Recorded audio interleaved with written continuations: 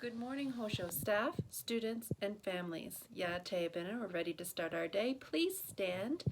Place your right hand up on your head. If you have a hat or a hood, take it off. Place your right hand over your heart. Voices are off. Bodies are still.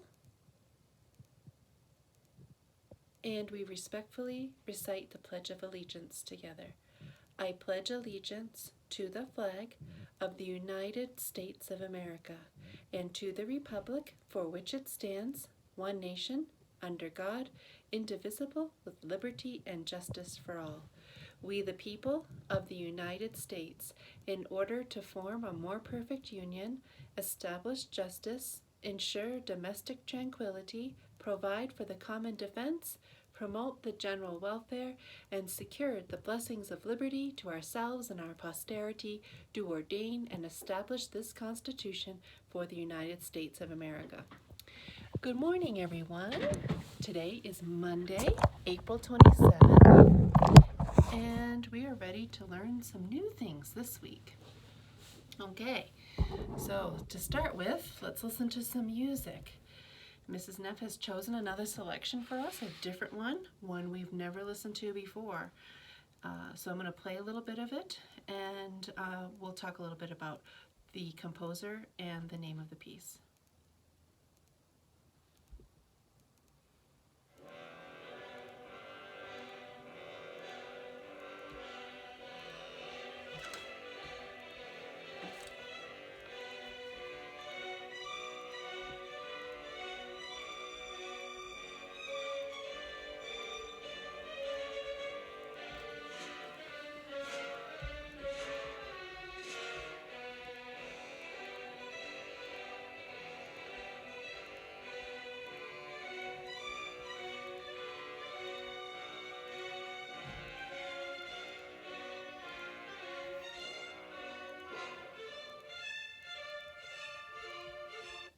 Okay, friends, so this is the first time we're listening to this new selection, and this is a ballet, and the ballet is Romeo and Juliet, and the name of the piece within the ballet is Dance of the Knights, and it is composed by Sergei Prokofiev.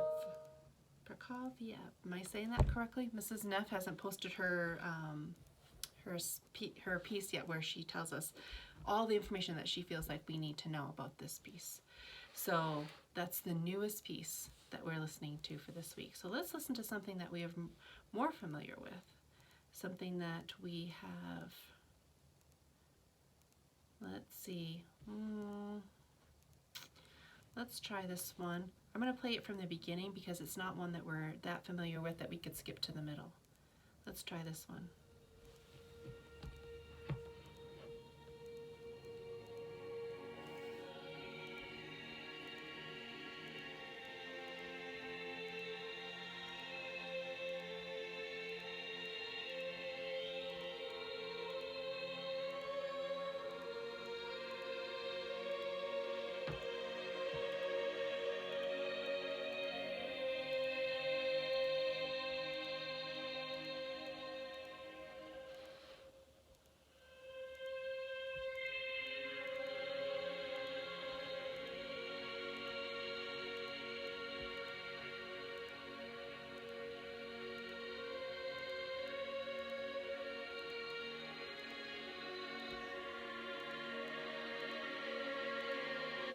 Okay, friends, heard mostly string instruments there. Do you recall what the name of this piece is?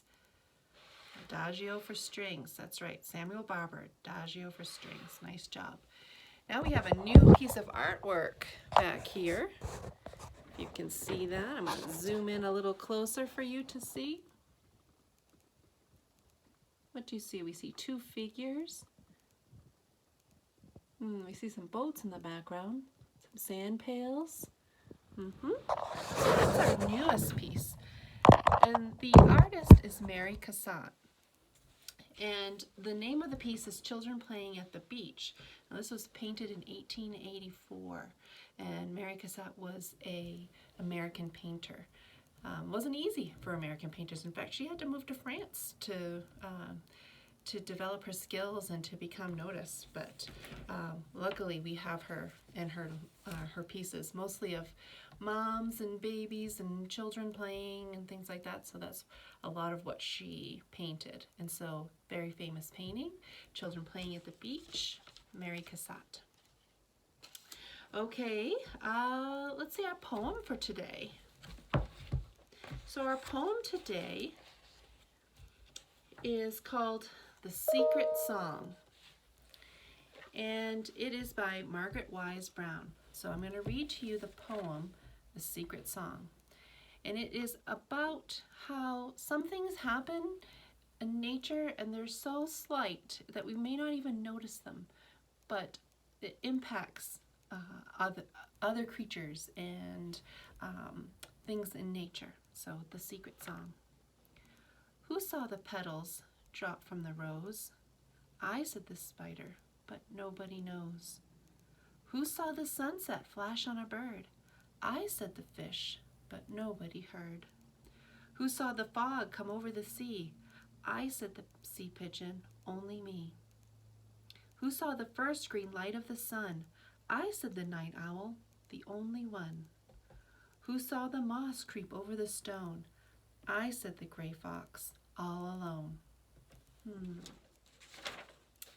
Sometimes things happen and you might see a little ant walk by, or you may see, like the author said, about petals falling off a flower.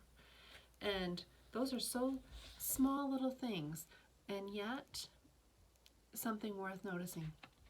So that's what art does. It helps us see things we would otherwise ignore and not think as important. Okay, we've been talking about a lot of different documents, our Founding Fathers documents. We've learned the Declaration of Independence. We have recite the preamble to the Constitution every day. And we have learned the Gettysburg Address, or some of us have, but some students were not here last year, and so that's why we're going to go over it again. And so the Gettysburg Address, and address means speech, right? It's a talk that was given in the town of Gettysburg, where a battle had taken place during the what war? The Civil War, right? And who was the president at the time? Abraham Lincoln, our 16th president. And he was asked to come to Gettysburg to dedicate a portion of the field where they were going to use that section of that field where they had had the battle as a cemetery, as a burial ground for those soldiers who had died on that battle. And 50,000 people died. And you can go to Gettysburg, and someday when we do our Washington, D.C. trip, if we can, we'll include a trip over to Gettysburg. But we also have Philadelphia to go see, and Boston. There's so many things to see. And maybe one day we can go there. And if we can't do it together as a school, it's something you can always do on your own someday. Go to Gettysburg, and the cemetery is still there, obviously, and you can see where that battlefield took place. And I think even in the summertime, that's when the battle took place, actually, was in July, that you can see some reenactments and things like that. So maybe one day you could go there.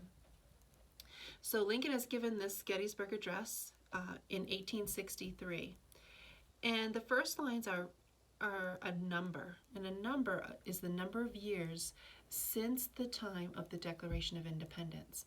So when was the Declaration of Independence ratified? July 4, 1776. And then Lincoln says it's now 77 years later. So it's 1863 when he's giving this address. And he's asking not only the people there, but the whole nation, are we going to let our country fall apart? Are we going to stop this opportunity for people to govern themselves? Were all those people who said that we were going to fail, were they right? All those people who lost their lives in the Revolutionary War to win our independence, are we just going to give up on that? And so he's asking everybody to take a look at what the sacrifices have been and what the ultimate goal is that we're trying to achieve. And are we going to make it? And so he starts off the speech 7 years ago. Our fathers brought forth on this continent a new nation, conceived in liberty and dedicated to the proposition that all men are created equal. Remember, we said the proposition is the idea, and that we're committed to the fact that we all have liberty and that we are all created equal. And then he goes on to say, but now we are engaged in a great civil war, testing whether that nation or any nation so conceived and so dedicated can long endure. Is it true? Will we endure? Can we do it? These are real questions that he's asking. We are met on a great battlefield of that war. We have come to dedicate a portion of that field as a final resting place for those who here gave their lives that that nation might live. It is altogether fitting and proper that we should do this. He's telling us that it's fitting and proper that we should be dedicating this piece of land to their final resting place because of their huge sacrifice. They gave their lives. It's the ultimate sacrifice. What more can anybody give? And so this is their final resting place. And so it's altogether fitting and proper. It's right that we do this. But then he goes on, and I'm going to add this next section that we haven't talked about on these videos yet. But in a larger sense, we cannot dedicate, we cannot consecrate, we cannot hallow this ground. The brave men, living and dead, who struggled here, have consecrated it far above our poor power to add or detract. And so what he's saying is, but in a larger sense, how can we dedicate this land? How can we make it a sacred place, a very important place, a place of honor? How can we do that any more than they have already done? Because they gave their full sacrifice. They gave everything they could to make our country, to keep our country whole. And so he says they have already consecrated it by shedding their blood there. And we cannot add or detract to that sacrifice by simple words. So he's making a strong point that these people died as a sacrifice for our country. So what are we going to do about that? And he'll go on to give us some advice in a minute, or when we read on to the next section. But let's just practice that part together up until we say our poor power to add or detract. Okay, so let's do that together. 7 years ago, our fathers brought forth on this continent a new nation, conceived in liberty and dedicated to the proposition that all men are created equal. Now we are engaged in a great civil war, testing whether that nation or any nation so conceived or so dedicated can long endure. We are met on a great battlefield of that war. We have come to dedicate a portion of that field as a final resting place for those who here gave their lives that that nation might live. It is altogether fitting and proper that we should do this. But in a larger sense, we cannot dedicate, we cannot consecrate, we cannot hallow this ground. The brave men, living and dead, who struggled here have consecrated it far above our poor power to add or detract. Okay, friends, so we'll add a couple more lines tomorrow and talk about that a little bit more. We do have a couple of birthdays to announce. Creighton and Salvador having birthdays. Gentlemen, hope you have a great day today. And we also have a new student to announce, Grace, in Mr. Williams' class. Welcome, Grace. Hopefully one day we get to meet you in person. We're just doing this on the video right now. Can everybody say welcome to Grace? Well, Grace, I hope you heard that. They're very loud when they welcome people. So I hope you feel welcome. It is a strange way to start a new school, isn't it? Okay, friends, let's talk about the readathon.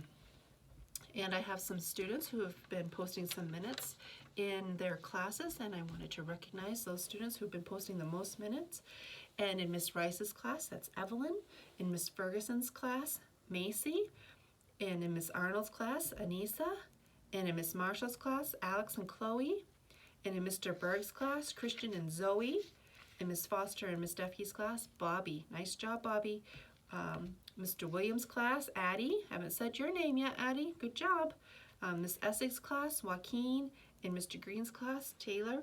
And in Miss Duffy's class, Stella and Jacoby have been posting some minutes on Friday. Nice job, everybody. Okay, keep working on those minutes so that we can earn those prizes. Remember, you get the cinch bag, 5,000 minutes, 7,000 a decal, 3,000 going backwards a little bit. You get your art kit or science kit. 10,000 is the t-shirt, 12,000 for a tablet. Get your tablets. Keep reading. You can do it. You can do it. You can be reading. Somebody can read to you. You can listen to a book on tape. You can go to LibriVox.org and you can download all of the books in the public domain. You don't have to go to a library, or you can come to the school and pick up a breakfast or a lunch, and while you're here, get another set of books for their readathon. So there's lots of things to do. Even if libraries are closed or bookstores are closed, you can still access a lot of books and get that reading done. Make sure you're being helpful to your families, and you're being compassionate, kind to each other, and doing your best to educate yourself on using the Edmodo or the Class Dojo sites. Make sure you're getting your work done and turned into your teacher. And we'll continue this for as long as we need to make sure everyone's staying healthy and safe. And we will be back one day doing our announcements together in person. Until then, we will continue on. And we'll persevere, one of our virtues. So let's do our student pledge together for today. I will do the good, I will learn the true, and I will love the beautiful. And I hope you have a great day today.